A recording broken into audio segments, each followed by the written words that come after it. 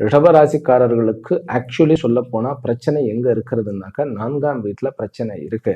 10ஆம் வீட்லயும் பிரச்சனை இருக்கு. 4ஆம் வீடு அப்படி பிரச்சனைனாக்கா சொந்த அம்மா, பிறகு அம்மா சம்பந்தப்பட்ட ரிலேஷன்ஷிப்ஸ், அப்புறம் வீடு, அதாவது நம்முடைய சொந்த இருப்பிடம், சொந்த வேலை. ரொம்ப நாள் நம்ம ஒரு வேலையில நல்லா ஜம்முன்னு உறுதியாக நிலை பெற்றுட்டோம் அப்படின்னு நினைக்கிற இடத்துல ஆட்டம் கண்டு போகுது. சில பேருக்கு வேலை போகக்கூடிய ஒரு அபாயம், பயம்.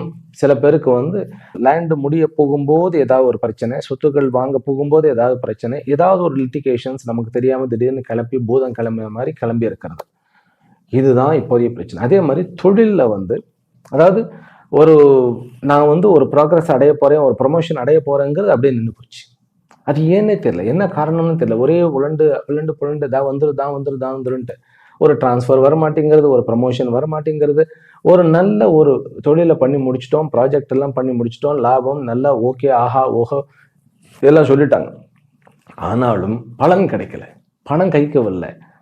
அப்புறம் வேலைக்காரர்கள் வேலை செஞ்சுக்கிட்டே இருக்கிற மாதிரி தான் இருக்கு, ஆனா வேலை நடக்கல. இதெல்லாம் குழப்படிகள் இருந்தது. இந்த குழப்படிகளுக்கெல்லாம் உங்களுக்கு முதல் 83 நாட்களுக்குள்ளேயே சொல்யூஷன் கிடைச்சிரும்.